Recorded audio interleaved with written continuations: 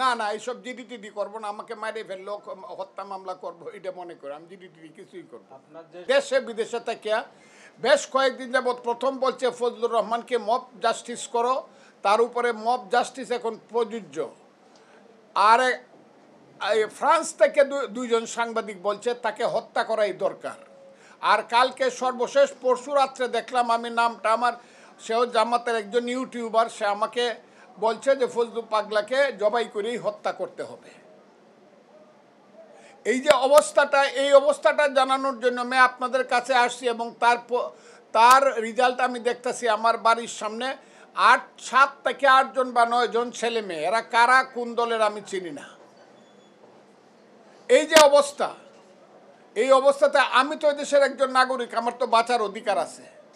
আমি প্রথমে বাংলাদেশের জনগণের কাছে হাত জোর করে আহ্বান জানাবো, আমি বাংলাদেশের ফজলুর রহমান, আমি হাত জোর করে আপনাদের জানাবো, আমি একজন মানুষ।